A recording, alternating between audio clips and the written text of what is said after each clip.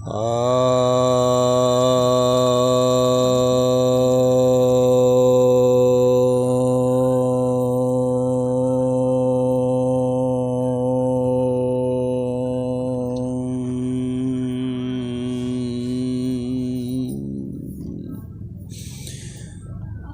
भक्तजनों को सप्रेम नमन।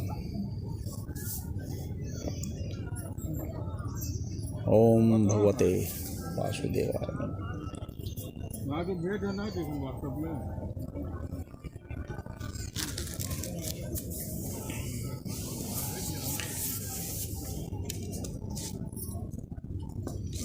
आज जो है हम लोग श्रीमद् भगवद गीता के दूसरे अध्याय के दूसरे भाग पर चर्चा करेंगे। तो प्रवचन होगा यह सार रूप में किया जा रहा है। इसमें भगवान कहते हैं व्यवसायत्मिका बुद्धि रेके ही कुरुनंदन बहुशाखा ही अनंताश बुद्धियो अव्यवसायी नाम। इसका अर्थ यह है कि जो बहुत तरह तरह से घूमते रहते हैं, कभी इधर कभी उधर घूमते रहते हैं, उनकी बुद्धि स्थिर नहीं रहती है। कभी आज दो जगह वहाँ चले गए, दो जगह उधर चले गए, कभी इस संप्रदाय में भागे, कभी उस संप्रदाय में भागे, कभी इस गुरु के यहाँ भागे, कभी उस गुरु के यहाँ भागे। तो उनका जो है उनकी प्रज्ञा स्थिर नहीं रहती है, उनकी बुद्धि दृढ़ प्रतिज्ञ नहीं होती है। तो कई उसी तरह से कई संप्रदाय भी हैं, भिन्न भिन्न संप्रदाय में लोग भटकते हैं। भिन्न भिन्न ग्रंथ हैं, उन ग्रंथों में भी लोग भटकते हैं। और भिन्न भिन्न गुरु हैं, उनमें भी लोग भटकते हैं। और अन्य तरह के कई रास्ते में ऐसे मिल जाते हैं जो मार्गदर्शक बनते हैं लेकिन होते नहीं हैं, तो उसमें भी लोग भटक जाते हैं। उनकी श्रद्धा निश्चित नहीं हो पाती है। तो ऐसे व्यक्ति की श्रद्धा निश्चित नहीं होती है। भगवान कहते हैं यामिमां पुष्पितां वाचं प्रवदन्ता विपश्चितः वेदवादरतः पार्थ नान्यतस्तीति वादिनः। कहते हैं कामात्मानः स्वर्गपरा जन कर्म फलप्रदां क्रिया विशेष बहुलां भोग ऐश्वर्य गतिम प्रति। कहते हैं कि जो वेद में भी बहुत सारे ऐसे हैं जो अलंकारिक रूप में प्रकट किए गए हैं और उनके असली अर्थ को नहीं समझ करके उन अलंकारिक अर्थ को ही अपना अर्थ समझ लेते हैं। कुछ साधु संत ऐसा समझते हैं कि ये जो यहाँ पर भगवान ने वेद के विरुद्ध में बात कर दी है। बहुत लोग ऐसा सोचते हैं, लेकिन यहाँ वेद विरुद्ध में बात नहीं की है, बल्कि वेद में जो बताए गए हैं अर्थ, उस अर्थ को वैसा का वैसा ही ले लेते हैं। अर्थ तो लिखा रहता है, लेकिन उसके भावार्थ क्या हैं, शब्दार्थ क्या हैं, और फिर उसके निहितार्थ क्या हैं, उसके पदार्थ क्या है, उसके एक एक पद के अर्थ लगाए जाते हैं, एक एक अलंकार के अर्थ लगाए जाते हैं, और गूढ़ अर्थ होता है। वेद में कोई भी जो मंत्र होता है उसके 3 अर्थ होते हैं कम से कम। वो एक अर्थ होता है जिसको कहा जाता है आधि भौतिक, यानी जो कर्मकांड से संबंधित हो, इस संसार से संबंधित हो, उसको आधि भौतिक अर्थ, आधि भौतिक अर्थ लगाया जाता है एक वेद मंत्र का। कोई भी मंत्र हो वेद का, उसके कम से कम 3 अर्थ होते हैं। तो एक अर्थ तो यह होता है। दूसरा अर्थ होता है आधि दैविक अर्थ, जिसमें कि ऊर्जा से संबंधित लगाया जाता है अर्थ, यानी उस मंत्र का ऊर्जा के रूप में प्रयोग किया जाता है। और एक होता है आध्यात्मिक, यानी मतलब ऊर्जा से भी और सूक्ष्म जो होता है उसको आध्यात्मिक कहा जाता है। तो वह अर्थ लगाया जाता है। तो सबसे गूढ़ होता है आध्यात्मिक अर्थ, फिर होता है दैविक अर्थ, और फिर होता है भौतिक अर्थ। एक उदाहरण देते हैं जिससे, जैसे वेद में गो शब्द का प्रयोग है, तो गो का एक अर्थ होता है गाय। तो सामान्य आदमी सोचेगा कि गाय के बारे में कहा जा रहा है। गो का एक दूसरा अर्थ भी होता है, उसका अर्थ होता है इंद्रिय। जैसे हमारे आँख, कान, नाक, मुंह, ये सब जो हैं, त्वचा, रसना, तो ये सब जो है इंद्रिय कहलाते हैं। तो गो का एक अर्थ इंद्रिय भी होता है। तो जो थोड़ा सा उसका गूढ़ अर्थ समझेगा वो समझेगा कि इंद्रिय के विषय में कहा जा रहा है। एक अर्थ और होता है, वह होता है ऊर्जा। गो का अर्थ ऊर्जा भी होता है। तो जो और गूढ़ अर्थ लगाएगा वो उसको ऊर्जा के रूप में भी परिभाषित करेगा उस मंत्र को। और एक अर्थ और होता है गो का, वो होता है दिव्य ज्ञान, वह होता है। और एक अर्थ और होता है जो कहा जाता है गोलोक।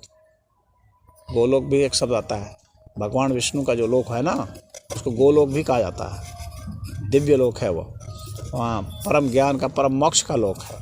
तो कुछ लोग उसका अर्थ मोक्ष भी लगाएंगे। हाँ, तो अब कौन किस बुद्धि का है और किसकी खुद की पहुँच कहाँ है, उसके हिसाब से अर्थ लगाएगा। तो यहाँ पर जो भगवान कह रहे हैं कि जो, इसलिए आमिमाम पुष्पिताम शब्द का प्रयोग किया है भगवान ने, यानी पुष्प जो होता है, फूल जो होता है, तो उसके अलंकार में आप मत रम जाइए।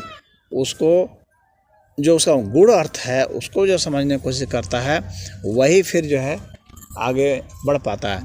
नहीं तो वह इंद्रिय तृप्ति में और जो जन्म कर्म जो लगातार चल जा रहा है, जैसे वेद के मंत्र लोग पढ़वाते हैं ना, ला करके कर्मकांड करवाते हैं ना, हमको स्वर्ग मिल जाए, कोई कहता हमको पुण्य लाभ हो जाए, हमको ये हो जाए, वो हो जाए, हमारी संतान हो जाए, हाँ, हमें जो है दुश्मनों पर जीत मिल जाए, मुकदमा हम जीत जाएं। तो इस तरह के जो हैं वे अर्थ लगा लेते हैं। और बहुत सारे आपको पुरोहित मिलेंगे जो रात दिन ही कराते रहते हैं। हाँ, महामृत्युंजय मंत्र जाप करा लीजिए, हाँ, आपका जो है ग्रह दोष खत्म होगा, कट जाएगा। इस तरह से भी होता है। तो ये सबसे मतलब छिछला अर्थ लगाया जाता है जो, तो वे इस तरह से होते हैं जो कर्मकांडी होते हैं। तो कर्मकांडी अर्थ अनुष्ठानिक जो होता है, तो भगवान कह रहे हैं कि कोई जो अनुष्ठानिक उसका अर्थ लगा करके उसके हिसाब से जीने की कोशिश करता है, तो वो क्या होता है, सिर्फ उसमें कामनाएं उत्पन्न होती हैं।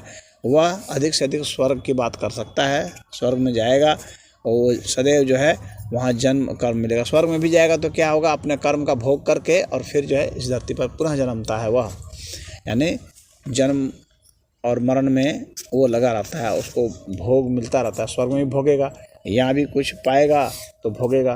कितने लोग आते हैं, सबके पास आते हैं, हमारे पास भी बहुत लोग आते हैं, हमारी नौकरी कैसे लग जाए, हम कैसे पास हो जाए, हमारा कैसे ये हो जाए, आते हैं। हाँ, तो ये सब क्या है, ये भोग और ऐश्वर्य के लिए ये सब घूमते रहते हैं। तो ये सब वेद के छिछले अर्थ जो लगा करके उसको बताते हैं और उसके हिसाब से जो जीते हैं उनको ये सब प्राप्त होता है। तो भगवान कहते हैं उससे कभी भी श्रेष्ठ आपको फल नहीं मिलने वाला है। तो यहाँ वेद विरुद्ध नहीं कह रहे हैं, बल्कि वेद के आपने जो हल्के अर्थ लगा है उसके इसमें कह रहे हैं।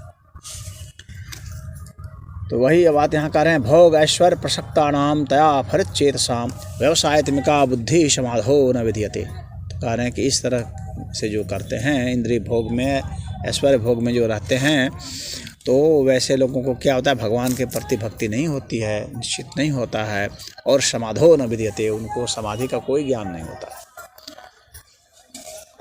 त्रैगुणे विषया वेदा निस्त्रैगुणयो भवार्जुन निर्द्वंदो नित्सत्वस्थो निर्योग क्षेम आत्मवान। तो कहें कि वेद में जो है ना 3 गुण 3 विषय बताए गए हैं।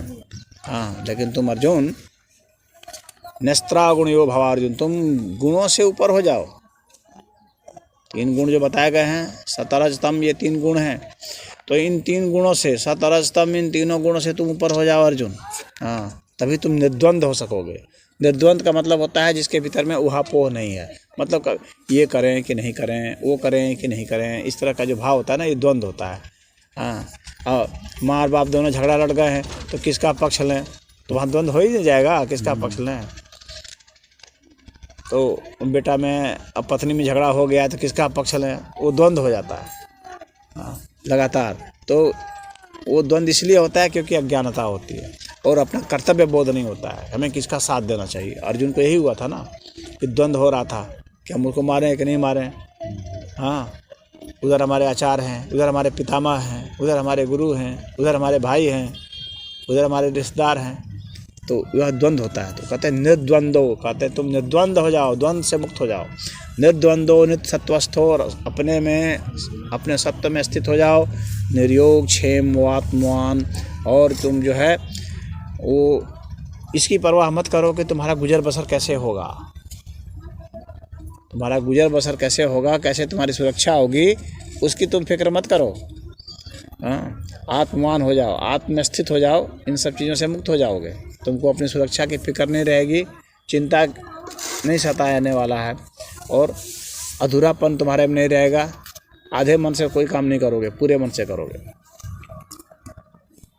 यावन अर्थोदपाने सर्वतः संप्लुतोदके तावान सर्वेषु वेदेषु ब्राह्मणस्य विजानतः। कहते हैं कि जैसे एक छोटा सा जो कुआं होता है ना, तो वह छोटा सा जो कुआं होता है उससे जो है कितनी आपकी प्यास बुझेगी, लेकिन जलाशय से तो तुरंत पूरा का पूरा हो जाता है। तो अगर जलाशय में हैं आप, बहुत बड़ा जल का स्रोत है उसमें हैं, तो आप सब कुछ जान जाते हैं। तो ये जो वेद जो है उसका जो तात्पर्य जान जाता है, वास्तव तात्पर्य उसका सब कुछ पूरा हो जाता है, क्योंकि वह छोटा सा कुआं गड्ढा जिसमें नहीं रहता है, वो पूरा का पूरा जलाशय जैसा होता है। कर्मण्येवाधिकारस्ते मां फलेषु कदाचन मां कर्म फल हेतुर्भुर्मा ते संगो अस्तु कर्मणि। यह काफ़ी गीता का सबसे अगर कोई प्रचलित श्लोक है तो मैं कहूँगा यही वाला है। ये भारत सरकार ने भी इसको दिया हुआ है, और पुलिस विभाग में आप देखेंगे तो ये लिखा रहेगा, कर्मण्येवाधिकारस्ते मां फलेषु कदाचन। तो यहाँ ये बहुत ही महत्वपूर्ण श्लोक है। इसमें यह कहा जा रहा है कि कर्म पर तुम्हारा अधिकार है, कर्म फल पर अधिकार नहीं। और कह रहे हैं कि अगर तुम्हारे कर्म में आसक्ति नहीं हो, कर्म फल के प्रति अगर तुम्हारी आसक्ति नहीं हो, तो तुम जो है वो असंग हो करके रह सकते हो, और उससे जो है तुम समझ सकते हो कि कौन सा मेरे लिए कार्य करना उचित है और कौन सा नहीं है। तो अब यहाँ पर कुछ लोग ऐसे सवाल भी उठाते हैं, जैसे कि अब कर्म पर तुम्हारा अधिकार भगवान कह रहे हैं, तो आपको कर्म करना चाहिए, फल की इच्छा नहीं करनी चाहिए। अब कुछ इसमें इस तरह के सवाल उठाते हैं कि अगर फल की इच्छा ही नहीं होगी तो आदमी में कर्म करने की प्रेरणा ही नहीं होगी। हाँ, फल की इच्छा नहीं होगी तो कर्म करने की प्रेरणा ही नहीं होगी, वो करेगा कैसे? कुछ ना कुछ ध्येय बनाता है, लक्ष्य बनाता है कि हमको ये करना है, हमको ये ज़मीन खरीदनी है, हमको ये नौकरी पानी है, हमको ये डिग्री चाहिए, तभी तो वो कर्म करता है। तो भगवान यहाँ पर यह नहीं कह रहे हैं कि तुम जो है लक्ष्य मत बनाओ, यह नहीं कह रहे हैं। यह कह रहे हैं कि तुम जो है, तुम्हारा जो है कर्म फल पर अधिकार नहीं है। तुम लक्ष्य बनाओ, लेकिन तुमको वह मिलेगा कि नहीं मिलेगा इसका निर्णय तुम नहीं कर सकते। वह मिलेगा, नहीं भी मिल सकता है, दोनों ही बात है। ऐसा नहीं है कि जितने पढ़ते हैं सब पास ही हो जाते हैं, जितने पढ़ते हैं सब फर्स्ट डिवीज़न ही हो जाते हैं, जितने पढ़ते हैं सबको नौकरी ही मिल जाती है, ऐसा नहीं है। जितने कमाते हैं सबको धन ही मिल जाता है, ऐसा भी नहीं है। कितने कमाते रह जाते हैं उसका धन दूसरे ही ले लेते हैं। हाँ, तो आपका फल पर अधिकार नहीं है। लक्ष्य आप बनाइए, आप उस तरफ उद्यम कीजिए, कर्म कीजिए। तो एक तो बात ये है। दूसरा बात ये है, एक प्रश्न और उठता है जो गहरा प्रश्न है कि अगर हमारा कर्म पर अधिकार होगा तो फिर कर्मफल पर भी अधिकार हो जाएगा। अगर मेरा कर्म पर अधिकार है तो मेरा कर्मफल पर भी अधिकार हो जाएगा। ये बहुत गुड़ बात है। क्यों? क्योंकि कर्म जो है ना वह भी किसी का फल है। कोई ऐसा कर्म नहीं है जो कि किसी पहले के कर्म का फल ना हो। हर कर्म पहले के कर्म का जो है फल है, और फिर ये आगे फिर जाके फल बनाता है। तो अगर अभी का जो कर्म है उस पर अधिकार है, इसका मतलब है कि पहले जो इसके पीछे जो कारण थे, जहाँ से हम चल करके आए और ये फल बना, तो इसका मतलब हो गया कि उस पर अधिकार है। तो भगवान ये नहीं कहना चाहते हैं। और यह जो है, यह हालांकि गुड़ प्रश्न है, लेकिन यहाँ पर भगवान ये कहना चाह रहे हैं कि आपका कर्म पर अधिकार है। वह जो फल पहले से जो आपने किया और अब जो कर्म के रूप में है, जो कि पहले की अपेक्षा में कर्म फल है, तो उसमें बाकी जो कारक लगे थे उस फल को अंजाम देने में, उस पर आपका अधिकार नहीं था। उसमें एक अंश आपका था। जैसे कि यहाँ पर जो है कई करोड़ लोग जो आए हैं दर्शनार्थी, उसमें एक हम लोग भी हैं। एक सीट सबका है, तो इतने एक मिल करके तो इतने करोड़ हो गए हैं। तो बाकी पर अधिकार नहीं है, लेकिन अपने पर अधिकार है कि अपने हम गए, हाँ, तो उसी तरह से सारे मिल जाते हैं, सारे कर्म मिल जाते हैं तो एक फल बनता है। तो बाकी जितने कर्म थे उन पर ईश्वर कह रहे हैं कि अधिकार जो है दूसरे दूसरे का है। एक अंश में आपका था तो सारे अंश मिल करके कोई फल बनाए। तो अभी जो आपके लिए कर्म है वह भी दूसरों के अंश से वो बना था, सिर्फ आपसे नहीं बना था। तो सिर्फ उसमें भी आपका अधिकार नहीं था, और अभी जो है उसमें भी आपका पूरा अधिकार नहीं है, लेकिन एक अंश पर आपका अवश्य अधिकार है। अगर खरबों अंश हैं तो उसमें एक अंश आपका भी है, तो एक अंश आपका भी है तो उतना जो अधिकार है एक अंश का वह तो आप कीजिए, वह कीजिए तो आपको कुछ ना कुछ परिणाम उसके आएंगे। ये यहाँ कहना चाह रहे थे। ये काफ़ी बहुत महत्वपूर्ण ही श्लोक है। अब इसके बाद भगवान कहते हैं योगस्थः कुरु कर्माणि, ये भी बहुत अच्छा है। योगस्थः कुरु कर्माणि संगम त्यक्त्वा धनंजय सिद्धि असिद्धयो समो भूत्वा समत्वम योग उच्यते। योग की परिभाषा यहाँ भगवान देते हैं। ये योग की परिभाषा है, जो पतंजलि जी ने योग की परिभाषा दी है उससे यह भिन्न परिभाषा है। यहाँ भगवान क्या कहते हैं, योग किसको कहा जाता है, तो कहते हैं कि योगस्थ होकर के, यानी परमात्मा में संयुक्त होकर के, अपने आत्मा में संयुक्त होकर के, आत्मा से लग करके कर्म करने पर। और कैसा कर्म, जिसके साथ हमें कोई आसक्ति नहीं हो, या नहीं हो कि उसके ये हमको मिल जाता, उसको नहीं मिलता, इसको नहीं मिलता, इस तरह की इच्छा नहीं रखते हुए, यानी जो होगा हो जाएगा, सब ईश्वर जो करेंगे कर देंगे, इस तरह का जो भाव है, ईश्वर ही को ही करना है, जो करेंगे वो कर देंगे, इस तरह का भाव है, तो उसमें संगपन नहीं रहता है। जो फल हमारे लिए मिलेगा वह अच्छा ही होगा, उचित ही होगा। तो वही कह रहे हैं धनंजय, तो उस तरह का तुम कर्म करो। और सिद्धि असिद्धयो समो भूत्वा, कोई काम सफल हो जाता है या कोई काम असफल हो जाता है, दोनों में ही तुम जो है सम रहो, तुम्हारा समान बुद्धि रहे दोनों में।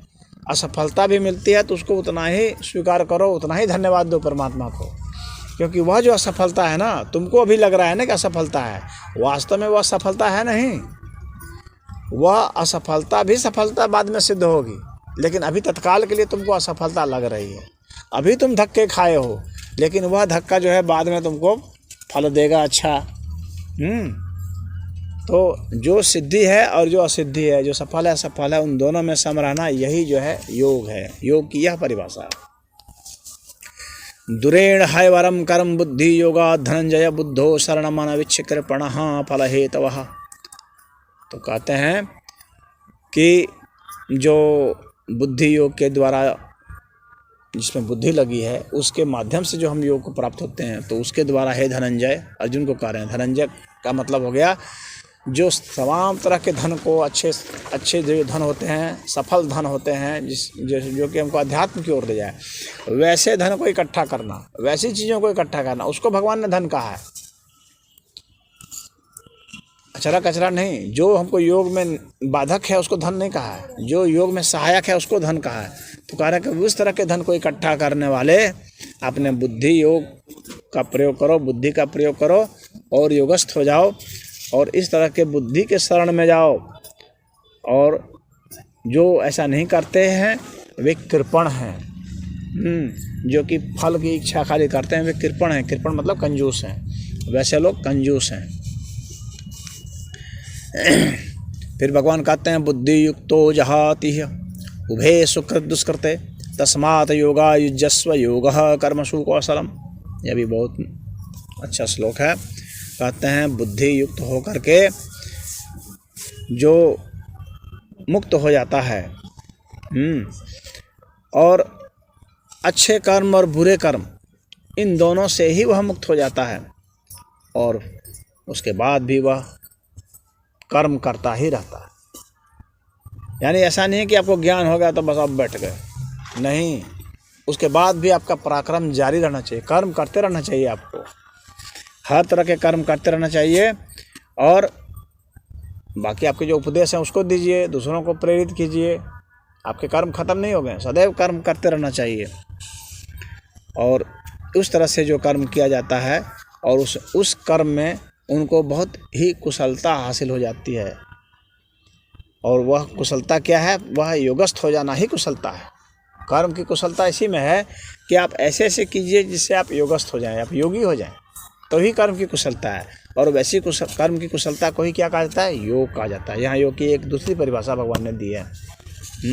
पहले एक परिभाषा थी समभाव वाली, और यहाँ पर एक दूसरी है कि उसमें कुशलतापूर्वक कीजिए, इतने कुशलतापूर्वक कीजिए, इतना प्रवीण होकर के कीजिए कि आप योगी हो जाएं। और योग होने के बाद फिर भी आपको अपना उद्योग करते रहना है। मैंने सहजो बाई की कथा बताई थी थोड़ी सी पहले, तो सहजो बाई में यही था कि वो जो है सहजो बाई अपने गुरु को, उनके गुरु चरणदास जी थे, तो लगातार सहजो बाई को काम दिए थे कि तुम अपना जो है आश्रम का जो है चावल बिनना, उसमें जो कंकर पत्थर है उसको निकाल कर फेंका करो। वही वो करती रही कई वर्षों तक। तो अंत में वो कही कि गुरुजी हमको कुछ मंत्र दीजिए, कुछ ज्ञान दीजिए, कुछ उपदेश दीजिए, खाली चावल बिनते ज़िंदगी कट जाएगी क्या? तो गुरुजी ने कहा कि ऐसा है कि उसी को इतना बढ़िया से बिनो, इतना अच्छा से बिनो, तुम थोड़ा भी दोष ना हो, और इतना प्रेम से बिनो कि भगवान वहाँ से प्रकट हो जाएं। भगवान सर्वव्यापी हैं। सर्वव्यापी हैं तो चावल में भी हैं, सर्वव्यापी हैं तो कंकर में भी हैं।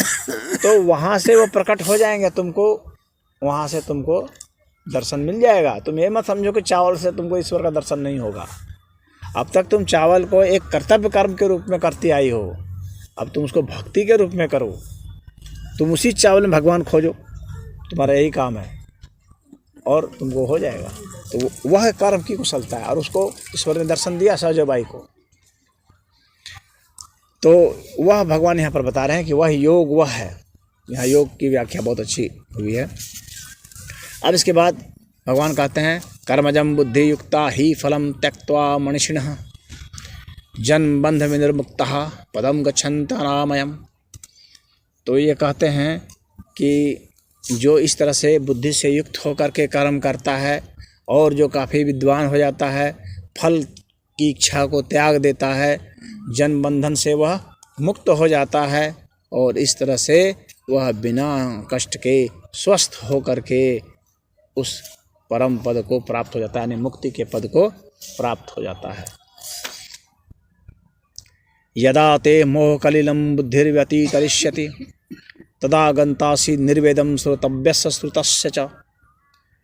कहते हैं कि जब तुम्हारी बुद्धि जो है ना, यह जो बहुत बड़ा घना जंगल है, ये बुद्धि जो है ना, ये साधारण नहीं है, ये बुद्धि भी एक जंगल ही है। क्योंकि बुद्धि के बहुत जाल होते हैं। अब बुद्धि बहुत सारा तिकड़म लगाते रहती है। बुद्धि का काम ही यही है, विश्लेषण करते रहना, तिकड़म लगाते रहना। तो यह भी एक बहुत बड़ा जंगल है, ये एक मोह पैदा करता है।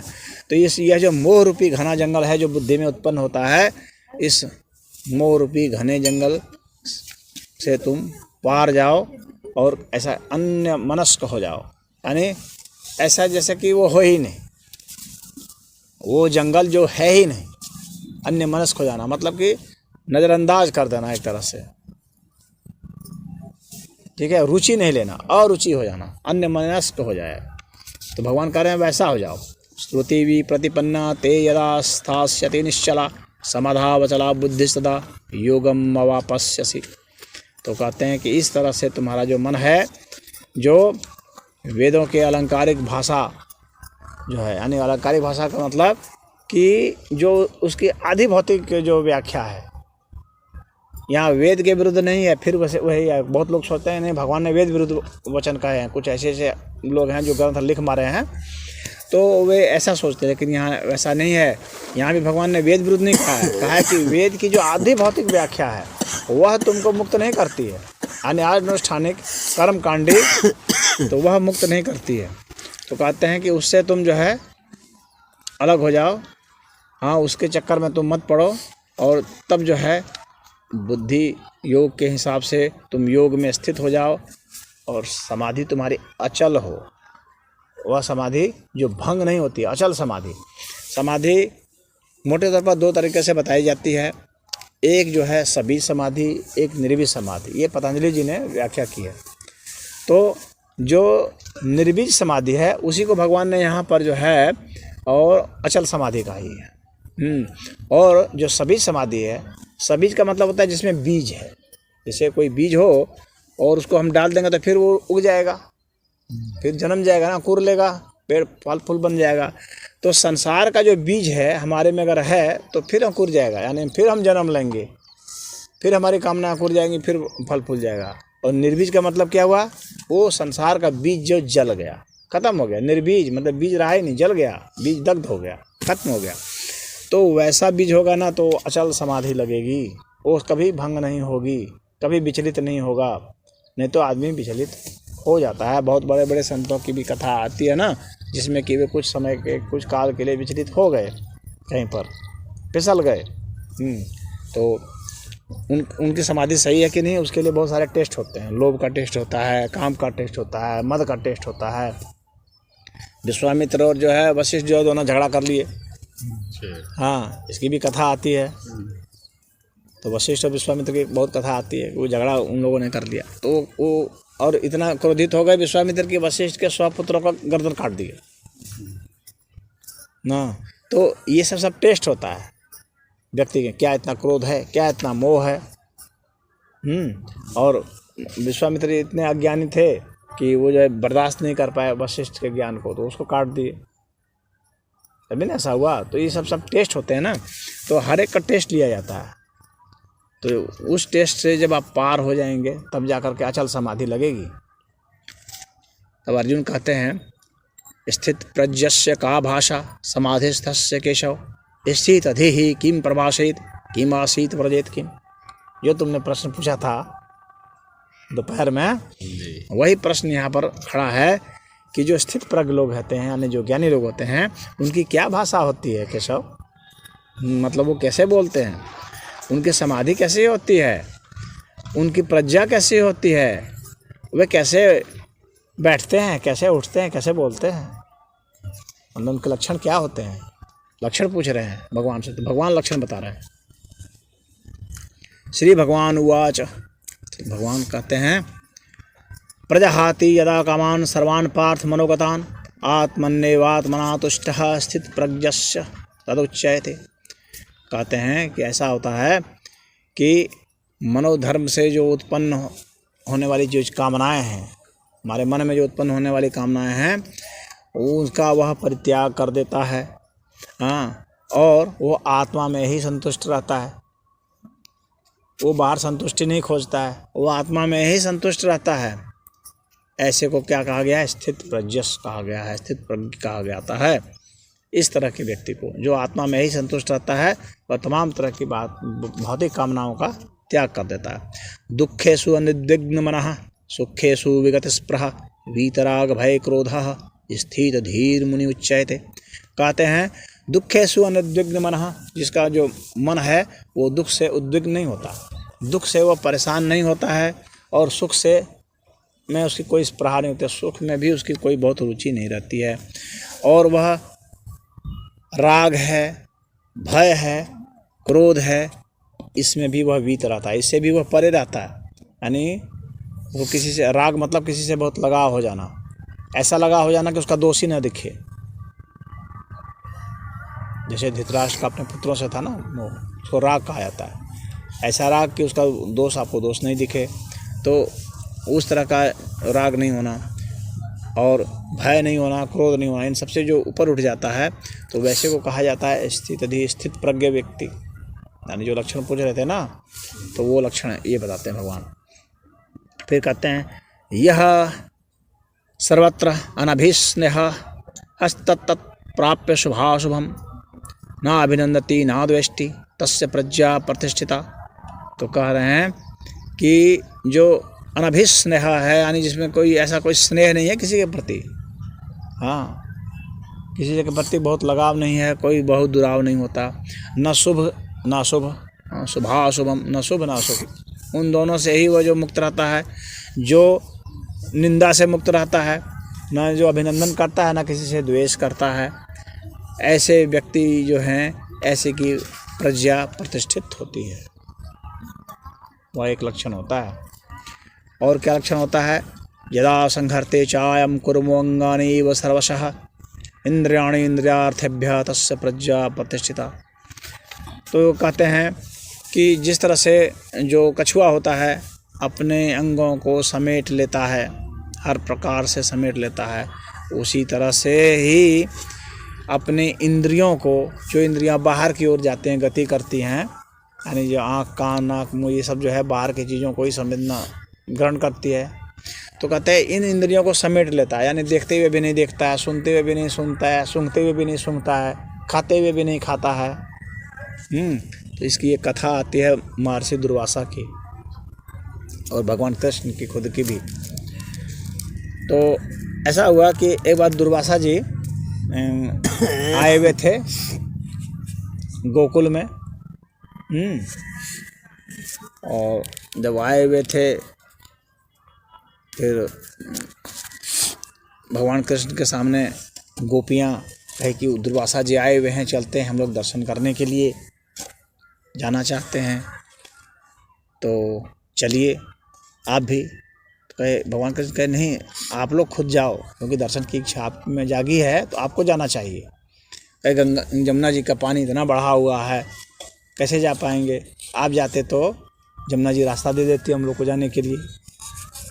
तो भगवान कृष्ण कहे कि ऐसा है ना कि मेरा नाम ले लेना, हाँ, और कह देना कि अगर कृष्ण जो है वह ब्रह्मचारी है तो हमको रास्ता दे दो, हाँ, और ब्रह्मचारी नहीं है तो फिर रास्ता नहीं मिलेगा। कहता तो हम लोग को खूब रास्ता मिला तब तो हम लोग को रास्ता मिलना ही नहीं है, क्योंकि हम लोग तो खुद जानते हैं कि ब्रह्मचारी नहीं हो। हाँ, तो ठीक है जाके देखो, वहाँ टेस्ट हो जाएगा। तो वहाँ गई सब और कही कि ऐसे ऐसे अगर कृष्ण जो है ब्रह्मचारी है तो रास्ता दे दो। तो रास्ता उन लोग को मिल गया। तो उन लोग को बड़ा आश्चर्य हुआ, अरे भाई हम लोग गलत हैं कि सही हैं, चलो चलो खैर रास्ता मिल गया, चला जाए। हाँ, तो पहुँच गए वहाँ, दुर्वासा जी के यहाँ गए तो अपना सब भोग वोग सब ले गए थे, सब सामग्री खिलाए पिलाए, दुर्वासा जी को पूरा संतुष्ट किए। तो कहे कि उधर से कृष्ण जी ने तो ये कहा था तो हम लोग इधर आ गए, अब इधर से उधर कैसे जाएंगे, वापस कैसे पहुँचेंगे। नहीं तो वही मंत्र पुनः यूज करे। हाँ, नहीं भगवान कहते एक ही बार इधर से जाने को मिलेगा। तो उस मंत्र काम नहीं करने वाला। तो कह के रास्ता सिर्फ देगी एक बार के लिए, जाओ। तो दुर्वासा जी कहे कि ऐसा है कि जो तुम लोगों ने भोग दिया, अगर मैंने भोग नहीं खाया तो रास्ता मिल जाएगा। जाओ जाके जमुना जी को बोलना कि अगर दुर्वासा ने नहीं खाया तब रास्ता दे दो, तो और अगर खाया तो रास्ता नहीं दो। तो अरे खाया तो हम लोग खुद लाए, हम लोग के सामने खाए, कैसे बोल रहे हैं। हाँ, कि जाके बोल के देखो। तो वे सब फिर गई और बोली तो फिर रास्ता मिल गया, तो चले गए। ये होता है कि इंद्रिय के द्वारा भोगते हुए भी वास्तव में नहीं भोगता है आदमी। यही दृष्टांत जो है राजा जनक का भी है सुखदेव के साथ। जब सुखदेव गए थे राजा जनक के यहाँ, वो तो राजा जनक जो थे अपनी स्त्री के स्तन पर हाथ रखे हुए थे। तो सुखदेव जी कहे अरे हमारे बाबूजी लगता है गलत जगह भेज दिए हमको। हाँ, यहाँ भेज दिए हैं, ये तो भोगी आदमी है, ये मेरा गुरु कैसे हो सकता है। हाँ, व्यास जी भेजे थे कि तुम्हारे गुरु वही रहेंगे, तुम्हारे गुरु मैं नहीं रहूँगा, तुम्हारे गुरु जनक ही रहेंगे। तो वहाँ गए तो वो कहे कि मैं तो देख रहा हूँ आप तो बहुत कामी हैं। तो राजा जनक कहे कि ऐसा है कि तुम शिष्य बनने आए हो तो तुम फैसला नहीं कर सकते कि तुमको मैं शिष्य बनाऊंगा कि नहीं, ये फैसला मैं करूंगा और तुम्हारी पहले परीक्षा लूंगा तब करूंगा।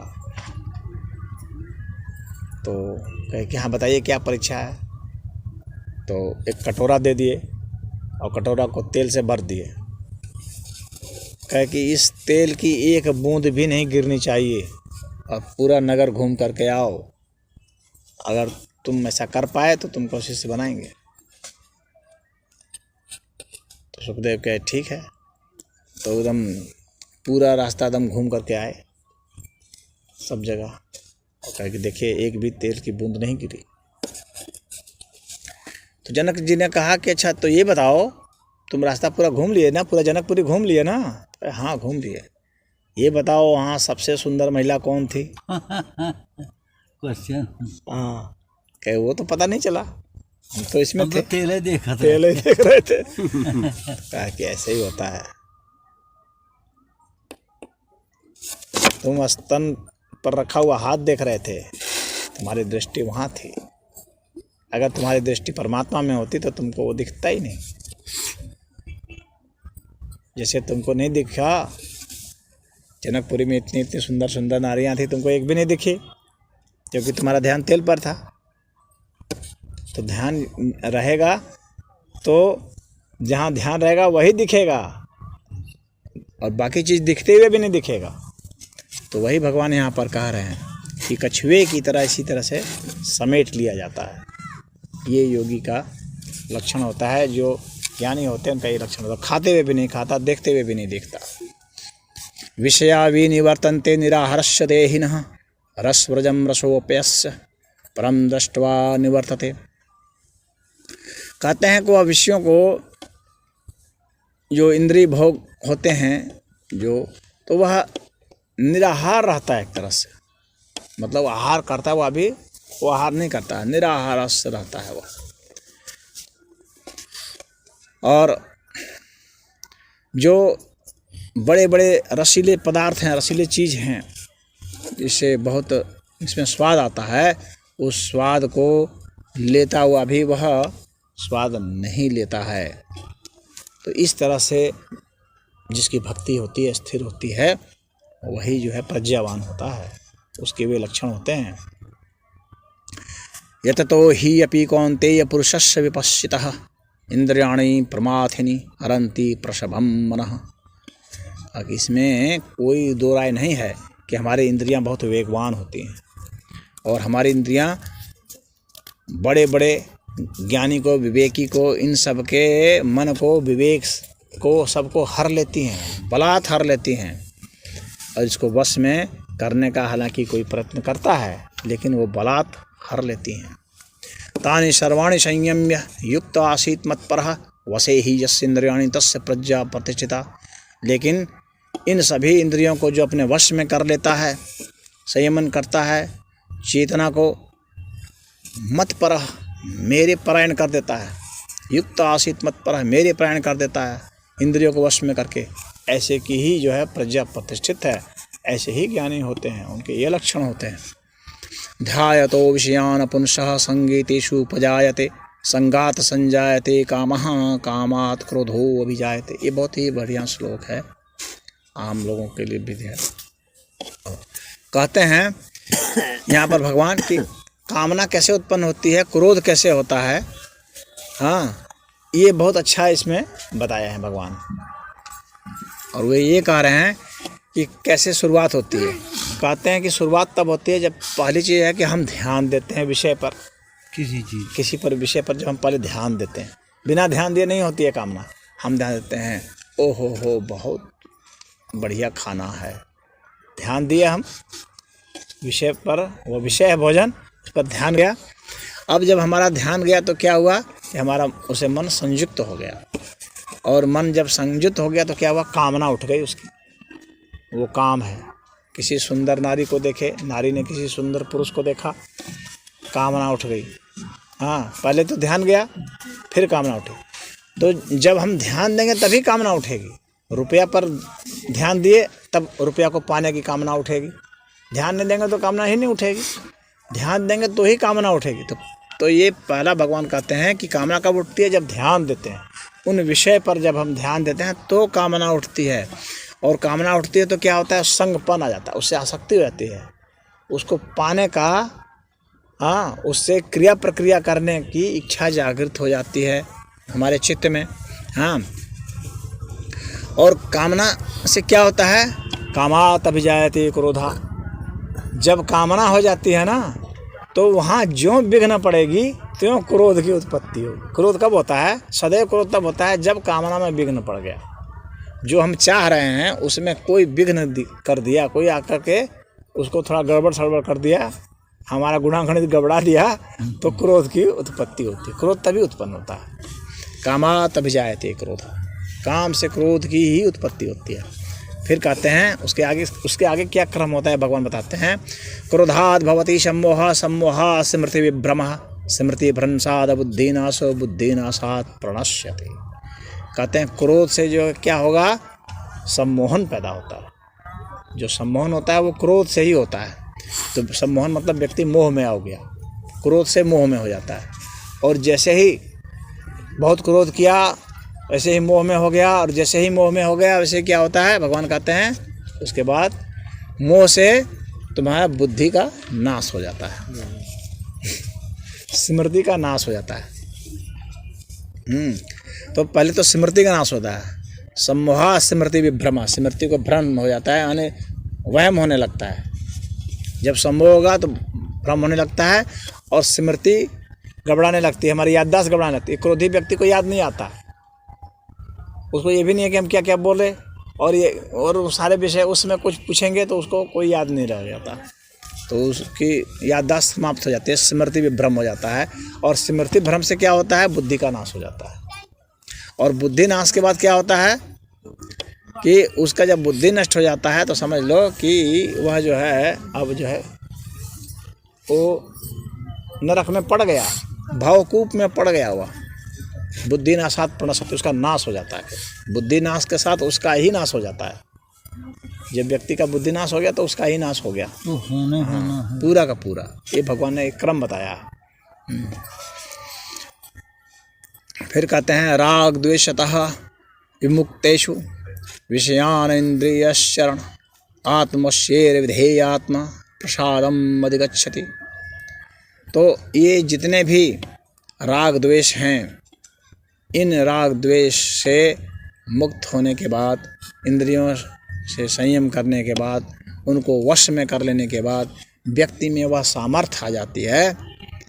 आत्मशेर विधेय आत्मा, वह जो आत्मा है वो आत्मा को वश में कर लेता है, वह जो है भगवान को पूर्ण प्राप्त कर सकता है। प्रसादम अधिगच्छति, तो वैसे को प्रसाद मिलता है, भगवान की कृपा मिलती है। प्रसाद मतलब कृपा, भगवान की कृपा मिलती है। हम लोग प्रसाद लेते हैं ना, ये भगवान की कृपा मानते हैं। हाँ, तो कब होता है, जब आत्मा को वश में हम कर लेते हैं। जब हम इंद्रियों को वश में कर लेते हैं, राग द्वेष को वश में कर लेते हैं, राग द्वेष से मुक्त हो जाते हैं, विषयों से मुक्त हो जाते हैं, तब ऐसा होता है। प्रसादे सर्व दुखानाम हानियस्य उपजायते प्रसन्न चेतसो ही आशु बुद्धि पर्यवतिष्ठते। तो कहते हैं कि इस प्रकार से जब हमको प्रसाद मिल जाता है ना, तो हमारे सारे दुख जो हैं और सारे पाप जो हैं वे नष्ट हो जाते हैं। हमारे दुख, हमारे पाप सब नष्ट हो जाते हैं। इस तरह से जब हम भगवान का प्रसाद पा जाते हैं तब। और फिर क्या है कि हमारी बुद्धि जो है वह प्रवतिष्ठते, वह स्थित हो जाती है। हमारी बुद्धि स्थित हो गई, शांत हो गई, करुणामय हो जाती है। फिर भगवान कहते हैं नाशति बुद्धि अयुक्तस्य न चायुक्तस्य भावना न च भावयतः शांति अशांतस्य कुतः सुखम। लोग सुख की बात करते हैं, भगवान ने सुख की बात की है।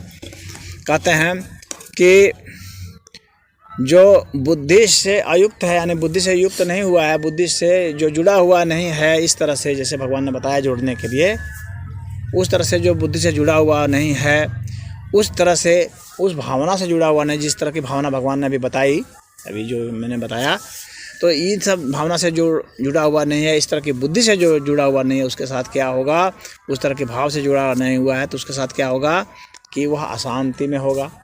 और जो ऐसे व्यक्ति जो अशांत हैं उसको भला कहाँ सुख है।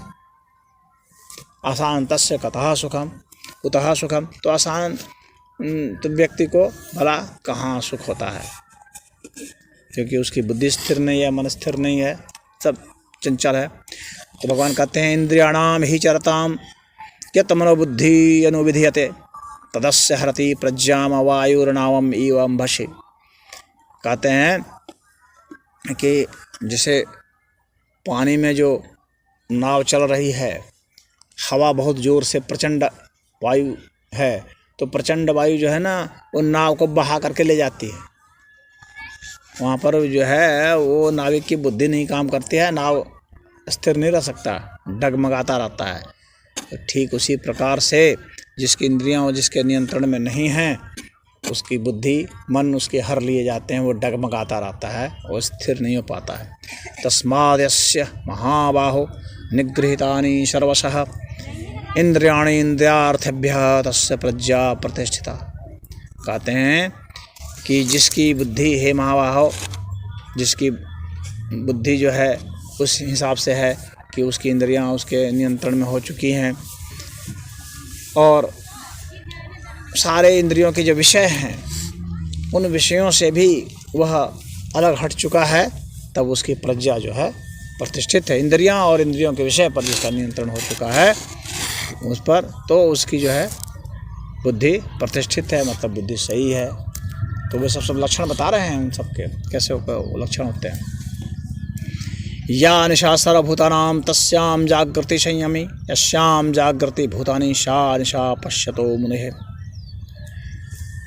जो सामान्य जो विजीव हैं उसके लिए जो रात्रि है, वह जो आत्मसंयमी व्यक्ति है उसके लिए वह जागृति है, उसके जागने का समय है। जब सामान्य आदमी सोता है ना, तो योगी जागता रहता है। यानी जिस चीज़ में वह सो रहा है, कहने का मतलब यह है जिसके प्रति वह असावधान है, सो रहा है मतलब असावधान है, जिस चीज़ के प्रति उस चीज़ के प्रति वह सचेत है, जाग रहा है। वहाँ इस तरह से सोने का मतलब नहीं है जो बिस्तर में सो जाते हैं। यहाँ सोने का मतलब वह है कि जो व्यक्ति असावधान है, सामान्य व्यक्ति जिस चीज़ में असावधान रहता है उसमें जो है योगी जागता रहता है, सचेत रहता है, सावधान रहता है, वो गलती नहीं कर देता है। और जिस चीज़ में योगी जागता रहता है, सामान्य व्यक्ति के लिए वो सब जो है अंधकार है, वो असावधान रहता है। आपो रिमाणम अचल प्रतिष्ठम समुद्रम आपः प्रविशन्ति तद्वत् कामा यम प्रविशन्ति सर्वे सा शांतिम आपनोति न कामकामी। जिस तरह से समुद्र में सब जो नदियां हैं वो बह बह करके उसमें जा कर के मिल जाती है, तो और समुद्र में मिलने के बाद समुद्र को अस्थिर नहीं कर पाती हैं, समुद्र को विचलित नहीं कर पाती हैं। समुद्र में कोई हलचल नहीं होती है, नदियां मिल रही हैं, समुद्र को कोई फर्क नहीं पड़ता है। ऐसा नहीं है कि वो 4 इंच बढ़ जाएगा, कुछ नहीं बढ़ता है। अच्छा, हमने देखा कि बिना हवा का ही लहर आती है। तो समुद्र में जिस तरह से कोई हलचल नहीं होती है, नदियों के जाने से उसका कोई कितना भी सेंटीमीटर मीटर नहीं बढ़ता है उनके जल से, उसी प्रकार से जिनकी इच्छाएं संतुष्ट हो चुकी हैं, जिसकी बुद्धि स्थिर है, उसमें किसी प्रकार की कोई हलचल नहीं होती है। वो भोग रहा है नहीं भोग रहा है, मिल रहा है नहीं मिल रहा है, उसका मन स्थिर है, कोई उसमें हलचल नहीं होती है। हवा जब नहीं चलती है तो भी समुद्र में लहरें उत्पन्न होती है, यह बात सच है। लेकिन वो कैसे होता है? हवा शांत है लेकिन समुद्र के भीतर जो तूफान है, समुद्र के भीतर भी तूफान होता है। ऐसा नहीं है कि तूफान सिर्फ बाहर से ही होता है। जैसे कि एक वड़वानल होता है, समुद्र में आग लग जाती है, समुद्र के भीतर भी आग लगती है और उस आग से जो है लहरें उठने लगती हैं बहुत बड़ी बड़ी। समुद्र के भीतर भी भूकंप आता है, समुद्र के भीतर भी ज्वालामुखी फटता है, तो उससे भी लपटें उठती हैं बहुत बड़े बड़ी। तो वैसा होता है। अब यहाँ पर यह कहा जा रहा है, विहाय कामान यः सर्वान् पुमां शरति निःस्पृहः निर्ममो निरहंकारः सा शांतिम अधिगच्छति। यहाँ पर बता रहे हैं भगवान की शांति को कौन प्राप्त होता है, कौन शांति को उपलब्ध होता है। तो वह कह रहे हैं विहाय कामान यः, जो कामनाओं को छोड़ चुका है, वैसे को शांति मिलती है। जो निष्प्रह हो गया, जिसमें कोई इस तरह की इच्छाएं नहीं रह गई हैं, वैसे को जो है शांति मिलती है। जो निर्मम हो चुका है, जिसमें ममता नहीं है, तो उसको शांति मिलती है। अक्सर हम लोग ममता की बहुत जो है प्रशंसा करते हैं कि बहुत ममता वाला है। भगवान ने यहाँ ममता की कोई प्रशंसा नहीं की है। निर्ममो निरहंकारः, जो ममता रहित हो चुका है, क्योंकि ममता जो है ना सदैव जो है अपना दोष नहीं देखने देती है, इसीलिए किसी भी स्त्री को अपने बच्चे में कोई दोष नहीं दिखाई देता, ममता के कारण है।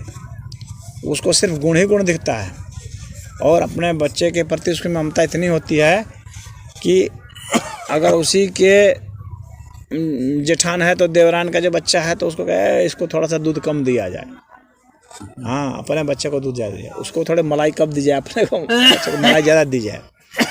ये इसी ममता के कारण होता है, अपने बच्चे के प्रति प्रियता, अन्य के प्रति अप्रियता। तो वहाँ पर जो उसका हृदय है ना वह बहुत कठोर हो जाता है, बहुत पक्षपाती हो जाते हैं। अपना बच्चा गलती करता है ना तो भी अपना बच्चा को दोष नहीं देते, दूसरे को दोष देते हैं। तो ये ममता के कारण ही होता है, इसलिए भगवान ने ममता को सराहा नहीं है। निर्ममो निरहंकारः, जिसमें जो ममता से मुक्त हो चुका है और अहंकार से मुक्त हो चुका है। अहंकार का मतलब मैं ही हूँ, मैं ही सबसे बड़ा हूँ, मैं ही सबसे ज्ञानी हूँ, मैं ही ध्यानी हूँ, मैं ही विज्ञानी हूँ, हाँ मैं ही धनवान हूँ, मैं ही बलवान हूँ, सब जो मैं ही मैं हूँ, इस तरह का जो अहंकार होता है उसको भी शांति नहीं मिलती है। निरहंकार जो होगा तो भगवान वही करे, निर्ममो निरहंकारः स शांतिम् अधिगच्छति, उसको ही शांति मिलती है। एक गए थे चर्च में, एक बार विवाह गए थे कुछ लोग, स्वामी जी चलिए चलिए वहाँ चलिए, देखिए वहाँ मिलते हैं। तो मैंने कहा चलो भाई, जब इतना तुम लोग जोर कर रहे हो तो चलते हैं। तो वहाँ गए तो वहाँ जो पादरी थे उसने एक वो लिख रखा था, शांति पर किताब, ये पतली सी पुस्तिका थी। जाते ही मुझे पकड़ा दिया लोगों ने, लीजिए इसको देखिए। तो मैंने देखा, तो मैंने कहा कि अच्छा ये बताइए आपने ये पुस्तक लिखी है? तो कहे हाँ। मैंने कहा शांति का अर्थ क्या होता है? शांति पर पूरी पुस्तक लिख दी और शांति का अर्थ ही नहीं पता। हाँ तो चुप। मैंने कहा शांति तो आपके धर्म का शब्द भी नहीं है, शांति तो वैदिक शब्द है ना, आप शांति शब्द का प्रयोग कैसे कर लिए? आपको तो अपने धर्म का शब्द का प्रयोग करना चाहिए था ना, आप लोग के साहित्य का जो शब्द था। मैंने कहा इसीलिए आपको शांति का अर्थ नहीं पता और आपने पूरी किताब भी लिख दी, ये भ्रम के कारण। तो यहाँ पर भगवान ने शांति का अर्थ दिया हुआ है, हाँ, निरहंकार हो जाना, निर्मम हो जाना, कामनाओं को छोड़ देना, और जो है निष्प्रह हो जाना, इच्छा रहित हो जाना, ये शांति, जिससे शांति प्राप्ति हो। और शांति का होता है, शांति सम से होता है, समन कर देना, अपनी इंद्रियां जो बाहर भाग रही है ना उनको समन कर देना ही शांति होती है, यानी उस पर नियंत्रण कर देना, उसको अपने वश में कर लेना ही वह शांति होती है। अब भगवान कहते हैं एषा ब्राह्म्य स्थिति ही पार्थ नैनाम प्राप्य विमुह्यति स्थित्वा श्यामंत काले अपि ब्रह्म निर्वाणम रिच्छति। अब यहाँ पर भगवान ब्रह्म निर्वाण की बात कर रहे हैं कि ब्रह्म निर्वाण को कौन प्राप्त होता है। तो कह रहे हैं कि इस प्रकार से जो ब्रह्म में स्थित हो जाता है, जिसमें कि कोई मोह नहीं रह जाता है, नैनाम प्राप्य विमुह्यति, कुछ भी प्राप्त होने पर उसको कोई मोह नहीं होता है, और जो स्थित रहता है अंतकाल तक, अंतकाल में भी जिसकी बुद्धि नहीं डगमगाती है, जो एकदम स्थित रहता है, जो मोह को प्राप्त नहीं होता है, और परमात्मा में जो स्थित रहता है, ब्रह्म में स्थित ही, परमात्मा में जो स्थित रहता है, ऐसे को ही ब्रह्म निर्वाण की प्राप्ति होती है। निर्वाण का मतलब है जहाँ वाणी नहीं है, और ब्रह्म का मतलब है कि जहाँ विस्तार ही विस्तार है, फैलाव ही फैलाव है।